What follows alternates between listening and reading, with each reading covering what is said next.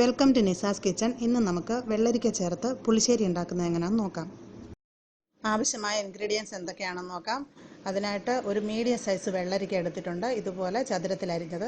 പിന്നെ ഒരു കപ്പ് തേങ്ങ, ഏകദേശം 4 സ്പൂൺ വരും. പിന്നെ ഒരു 1/4 സ്പൂൺ മഞ്ഞൾപ്പൊടി, ഒരു 1/4 സ്പൂൺ ജീരകം, ഇത് നമുക്ക് അരച്ചെടുക്കാനാണ്.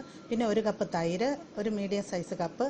അത് സൂപ്പർ മാർക്കറ്റിൽ നിന്നൊക്കെ വാങ്ങുന്ന നല്ല കട്ടിയുള്ള പുളി കുറഞ്ഞ തൈരാണ് എടുത്തിട്ടുള്ളത്.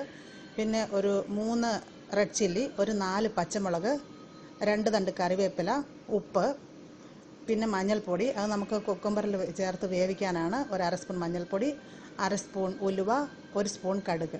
ഇനി പ്രിപ്പറേഷൻ എങ്ങനെയാണെന്ന് നോക്കാം.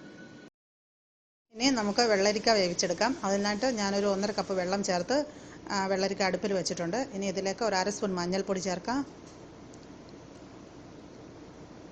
1 സ്പൂൺ ഉപ്പ്, പിന്നെ പച്ചമുളക്, ഇത്രയും ചേർത്ത് ഇത് നന്നായിട്ട് വേവിച്ചെടുക്കാം. ഒരു 10 മിനിറ്റ് മതി, വെള്ളരിക്ക പെട്ടെന്ന് വെന്ത് കിട്ടും.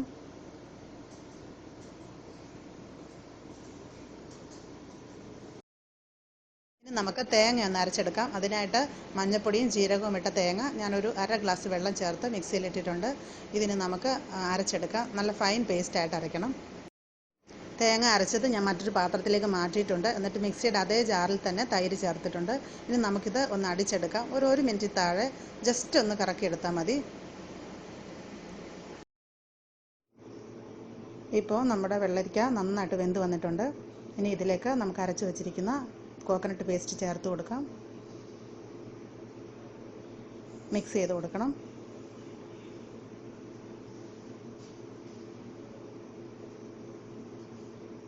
ഇനി ഇത് നന്നായിട്ട് തിളച്ച് വരുന്നവരെ വെയിറ്റ് ചെയ്യാം.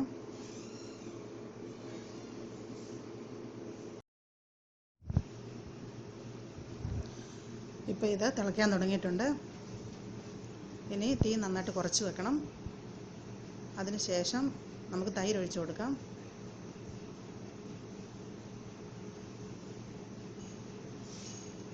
നന്നായിട്ട് മിക്സ് ചെയ്യണം.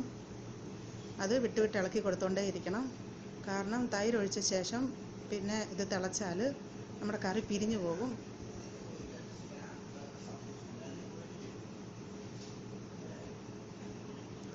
നന്നായിട്ട് ചൂടായിട്ട് ഇതിൽ നിന്ന് ചെറിയൊരു ആവി വരാൻ തുടങ്ങുമ്പോഴേക്കും ഇത് അടുപ്പിൽ നിന്ന് വാങ്ങണം.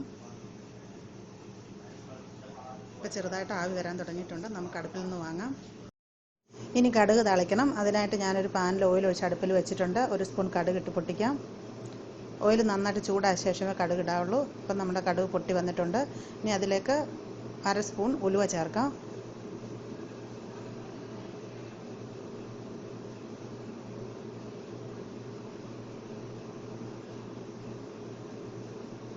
ഉലുവ ജസ്റ്റ് നിറം മാറിയ ശേഷം കറിവേപ്പില ചേർക്കാം.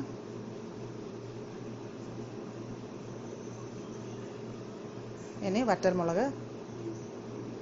ഇതെല്ലാം ജസ്റ്റ് ഒന്ന് ഫ്രൈ ആയി കഴിഞ്ഞിട്ട് നമ്മുടെ കറിയിലേക്ക് ചേർത്ത് മിക്സ് ചെയ്യണം.